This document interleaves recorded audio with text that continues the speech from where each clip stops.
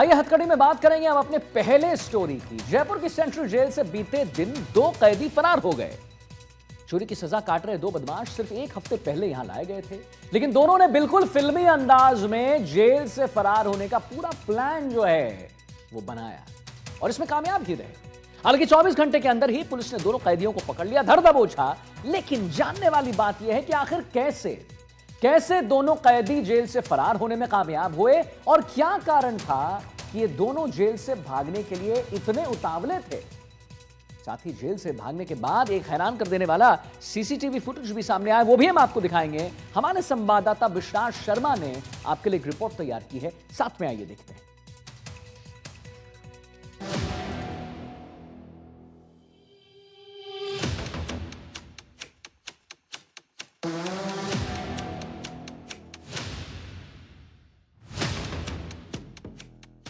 राजधानी की सबसे सुरक्षित मानी जाने वाली जयपुर सेंट्रल जेल से 2 बंदी फरार हो गए। दोनों बंदियों ने जेल की दीवार पर गार्डन पाइप का सहारा लेकर भागे। इससे पहले दोनों ने बाथरूम विंडो में लगी सरियों में एक औजार से गैप बनाया और फिर जयपुर सेंट्रल जेल की दीवार फांदकर भाग निकले। घटना का खुलासा तब हुआ जब सुबह कैदियों की गिनती की गई। आप ये देख पा रहे होंगे जो दीवार है ये 20 से 25 फीट लंबी है और जेल के अंदर 3 बैरिकेडिंग की सिक्योरिटी रहती है।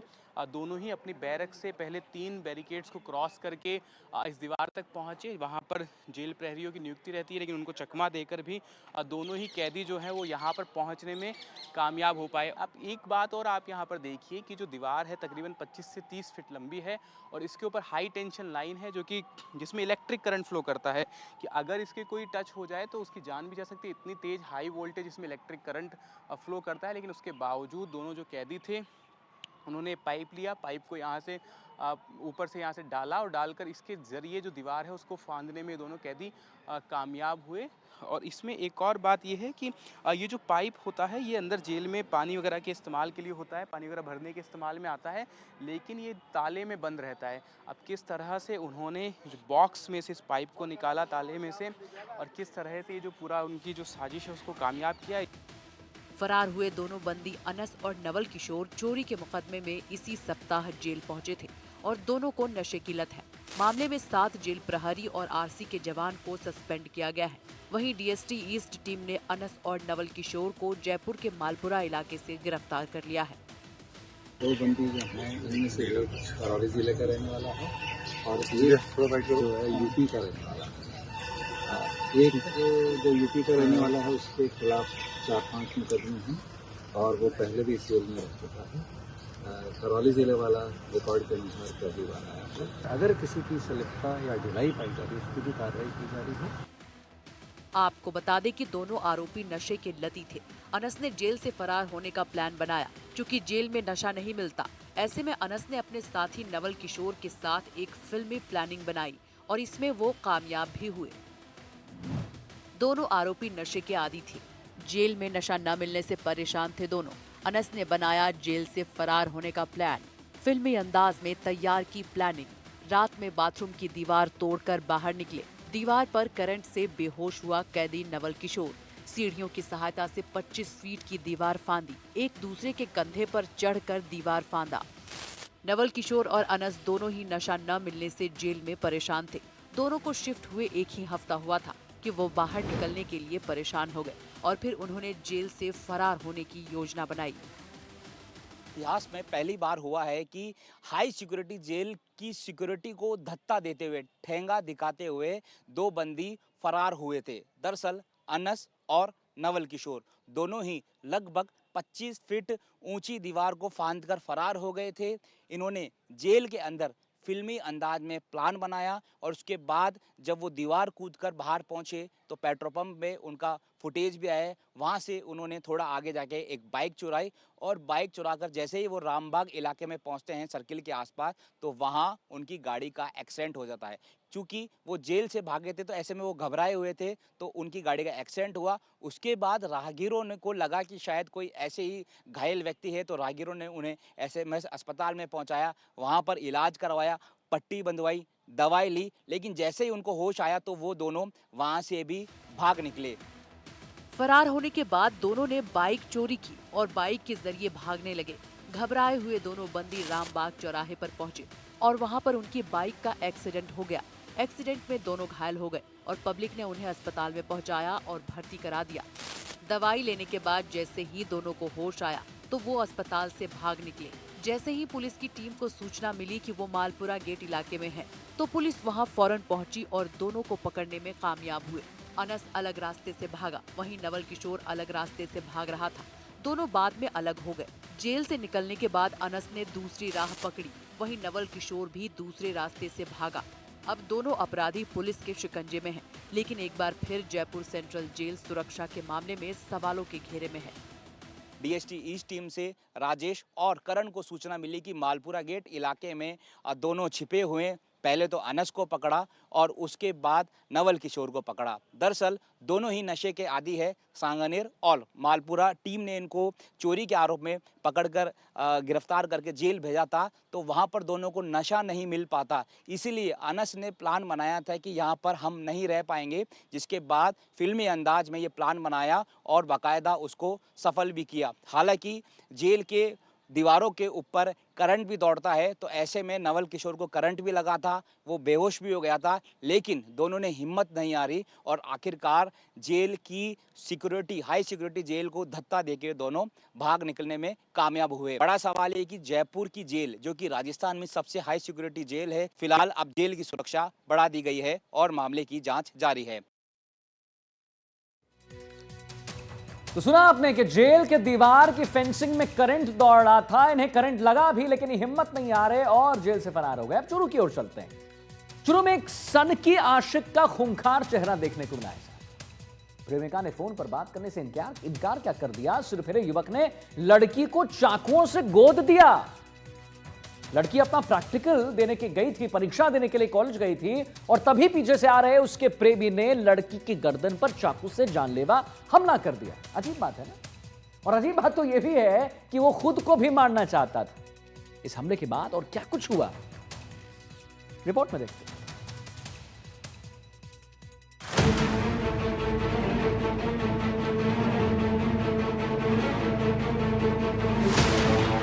चुरू में खुलेआम उड़ी कानून की धज्जियां।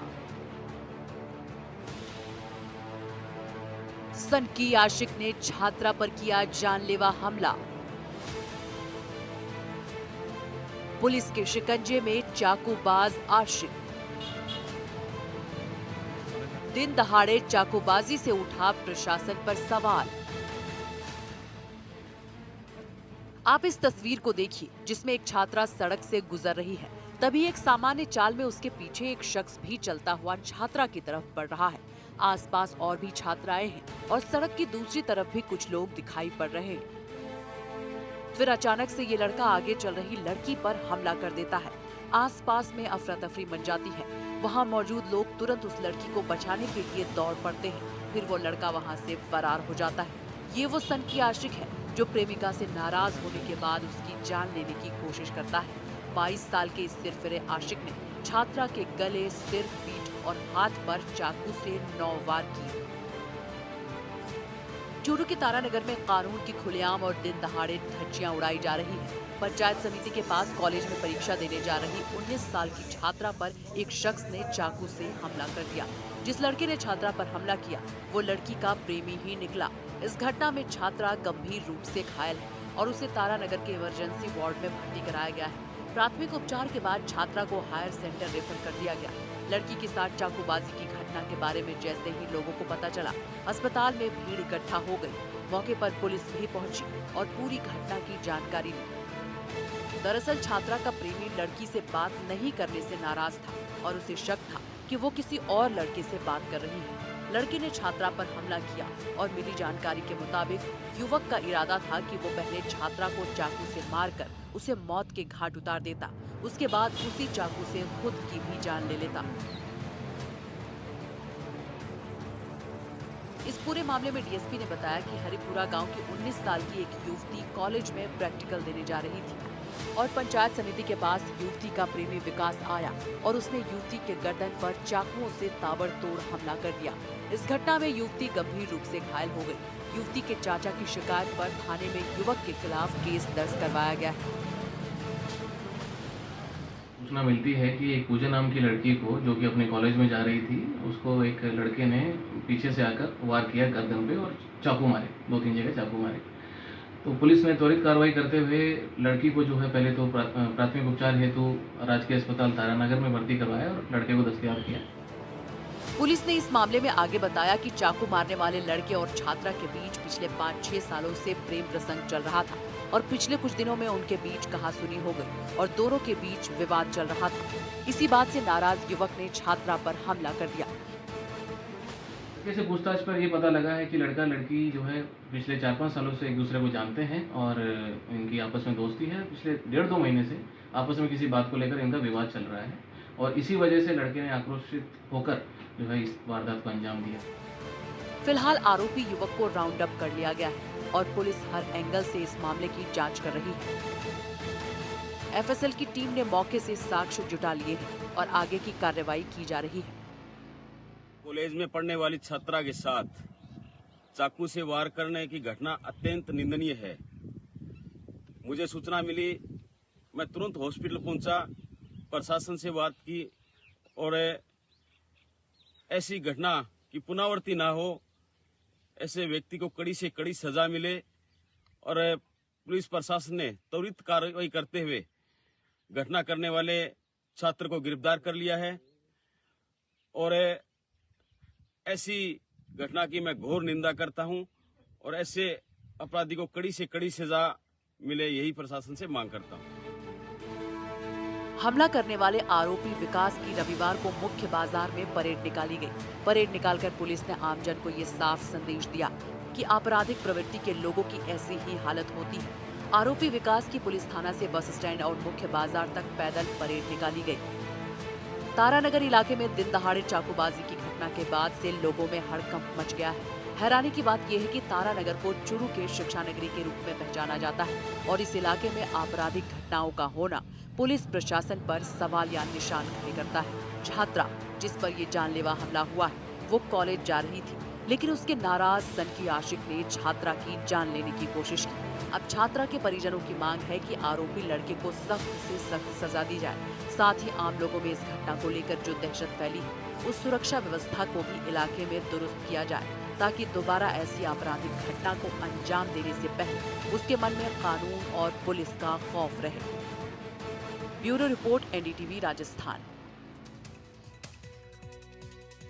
तो प्रदेश में एसओजी की टीम ने ठगों के एक गिरोह का पर्दाफाश किया है। जी हां, महाठग प्रिंस सैनी और उसके 2 साथियों को भी पुलिस ने धर दबोचा पकड़ लिया है।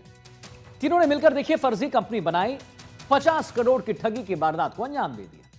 अब आपके मन में एक सवाल आएगा कि भाई ये जो ठग होते हैं, बड़े बड़े ठग होते हैं, तो बहुत पढ़े लिखे होंगे भाई, 50 करोड़ ठग लेना, एक बड़ी कंपनी बना देना। लेकिन आपको जानकर हैरानी होगी साहब कि ये जो मास्टरमाइंड प्रिंस है सिर्फ 12वीं पास है, सिर्फ 12वीं पास। आखिर कैसे उसने इतनी बड़ी ठगी को अंजाम दिया? प्रिंस की ठगी से लेकर उसकी गिरफ्तारी तक की पूरी कहानी आइए मैं आपको दिखाऊं।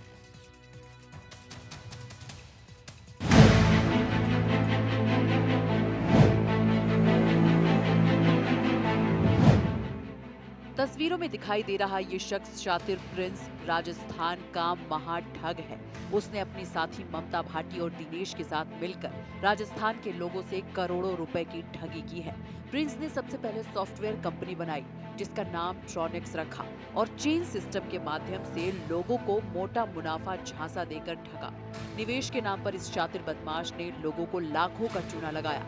इतना ही नहीं, एक कंपनी में निवेश किए गए पैसों का हिसाब जब उनसे मांगा गया तब झट से उसने दूसरी कंपनी बना ली। और हैरानी की बात तो ये है कि ये दूसरी कंपनी एजुकेशन के काम के लिए बनाई गई और शिक्षा के नाम पर एक बार फिर उसने लाखों का चंपत लगाया और फरार हो गया। प्रिंस ने 54 लोगों से ठगी की। सभी 54 लोगों से 6,48,000 रुपए लिए। लोगों ने अपना मुनाफा मांगा तो दूसरी कंपनी खोली। दूसरी कंपनी का नाम रखा ग्रूमर। नई कंपनी को एजुकेशन के नाम से जुड़ा बताया। कंपनी के माध्यम से 66 लाख की ठगी की गई। 2,200 छात्रों से 200 रुपए वसूले गए। 4,40,000 रुपए लेकर फरार हो गया। इसके बाद प्रिंस ने फेसबुक, इंस्टाग्राम की तर्ज पर हार्वेस्ट कंपनी बनाई। इसमें कहा कि 6 लाख रुपए आप जमा कराएं और फिर बाद में वो स्कॉर्पियो देंगे। इस कंपनी में ममता भाटी को डायरेक्टर बनाया गया। कुल 250 लोगों से 50 करोड़ की ठगी की गई। कोई भी पैसे जो है अकाउंट्स के अंदर नहीं आ रहे थे। और जो लास्ट में अलार्मिंग चीज़ थी वो ये थी कि करीब 2360 रुपए की एक स्कीम चला दी, जिसके अंदर की एक सो कॉल्ड सोशल मीडिया के सर्विसेज का नाम दिया, जबकि वो ना तो वेबसाइट बनी हुई है, ना ऐप बनी हुई है, ना उसका कोई बेस है। और उसके पीछे कोई लॉटरी देना और क्रिप्टो के अंदर देना, टोटल ठगी का कार्यक्रम चल रहा था। और आरंभिक पूछताछ में ये बात आई है कि इसका इरादा था कि कम से कम 30 लाख लोगों तक ये पहुँचे और ठगी के बड़े अमाउंट को ये प्लान कर रहा था। बट एसओजी ने इसका जो अपराध का तरीका था उसका पटाक्षेप करते हुए अब गिरफ्तार किया है। उम्मीद करेंगे कि जो ठगी किए हुए लोग हैं वो अब सामने आएंगे और इसके खिलाफ और ज़्यादा कार्रवाई होगी। शातिर प्रिंस ने कहा कि उसकी कंपनी नॉर्म्स के हिसाब से रजिस्टर्ड है। वहीं कंपनी के 2 लाख रजिस्टर्ड कस्टमर भी हैं। शुरुआती कंपनी का शेयर 10 रुपया था, अब 200 रुपए का हो गया है। यही नहीं, आरोपी ने लकी ड्रॉ के नाम पर भी लोगों को ठगा। उसने कहा कि 2500 जमा कराओ और मोटरसाइकिल और स्कूटी LED पाओ। इनकी मोडस ऑपरेंडी ये थी कि इन्होंने ये भ्रमजाल फैलाया है कि इन्होंने अपने बिजनेस मॉडल से बहुत ज़्यादा पैसा कमा लिया है और जो लोगों ने कैपिटल रेज करने में या कंपनी की सहायता करी उनको ये फ़ायदे के रूप में या एक रिवॉर्ड के रूप में इतना एक स्कॉर्पियो देंगे। प्रिंस ने लगभग 250 लोगों से राजस्थान में ठगी की है और ठगी का जो तरीका है वो भी एकदम अनोखा और नया है। दरअसल प्रिंस ने लोगों को ये झांसा दिया है कि वह व्हाट्सएप और फेसबुक की तरह इंस्टाग्राम की तर्ज पर एक हार्वेस्ट नाम से एक सोशल मीडिया प्लेटफॉर्म बना रहा है, जिसका कमांड जो है वो उसके पास रहेगा और वो लोगों को इसमें जो है वो पार्टनर बना रहा है। उसके बाद उसने लोगों से पैसा लेना शुरू किया, किसी से 2 लाख, किसी से 5 लाख, किसी से 6 लाख, ऐसे करके उसने लगभग 250 लोगों से साइबर ठगी की और लोगों से ठगना उसने शुरू करा। इसके साथ ही उसने ये भी दावा किया है कि वो लगभग 60 लाख की स्कॉर्पियो तो सबको दे देगा, यानी कि कोई अगर उसे 6 लाख रुपए देगा तो वो उसके बदले उसको स्कॉर्पियो दे देगा। तो ना तो उसने स्कॉर्पियो दिया बल्कि लोगों के पैसे उसने ठग लिए। एसओजी ने जब आरोपी प्रिंस को पकड़ा तो उसके खाते से सिर्फ 5 लाख रुपए मिले। जाहिर है कि आरोपी प्रिंस ने ठगे हुए रुपयों को ठिकाने लगा दिया और ऐशो आराम की जिंदगी जी रहा था। फिलहाल आरोपी प्रिंस और उसके साथियों से पुलिस पूछताछ कर रही है। बहरहाल उसको भोपालगढ़ से गिरफ्तार किया है महिला और उससे सबसे पूछताछ की जा रही है। अब तक की तफ्तीश में सामने आया कि लगभग 250 लोग हैं और सबसे 3 लाख, 4 लाख, 5 लाख रुपए की यहाँ पर ठगी की है। तो लगभग करोड़ों रुपए का यह घोटाला है और जैसे जैसे अब ये खबर चलेगी मीडिया में तो वैसे वैसे पीड़ितों की संख्या बढ़ सकती है, यानी कि इसने सैकड़ों लोगों से साइबर ठगी की है। सहयोगी निर्मल के साथ दीपक चावला, NDTV, जयपुर। देखा आपने कैसे महाठग प्रिंस सैनी और उसके देव साथियों ने मिलकर एक बड़ा खेल रचा। तुम मुझे 6 लाख रुपया दो, मैं तुम्हें 60 लाख की गाड़ी दूंगा।